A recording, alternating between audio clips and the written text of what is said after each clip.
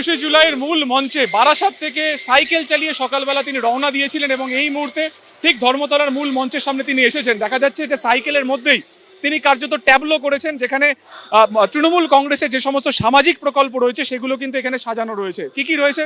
স্বাস্থ্যসাথী, লক্ষ্মীর ভাণ্ডার সহ একাধিক যে একেবারে প্রজেক্ট রয়েছে, একাধিক যে সামাজিক প্রকল্প রয়েছে সেগুলোকে সাজানো হয়েছে কিন্তু এই সাইকেলের মাধ্যমে, এই ট্যাবলোর মাধ্যমে। কোথা আপনি বারাসাত থেকে আসেন, কখন রওনা দিয়েছেন?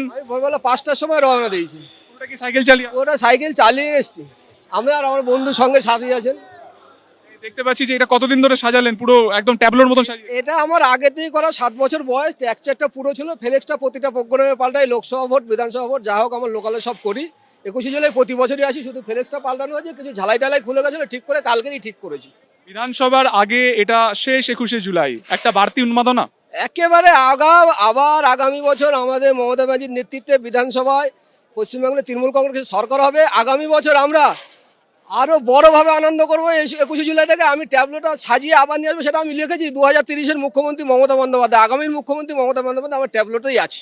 একেবারে সাইকেলের মধ্যে তিনি ট্যাবলো সাজিয়ে এনেছেন এবং তিনি কিন্তু পরিষ্কার বলছেন যে বিধানসভা নির্বাচনে বিপুল ভোটে যাতে জেতেন তাদের প্রিয় দিদি, সেই কামনা নিয়ে কিন্তু তারা এসেছেন।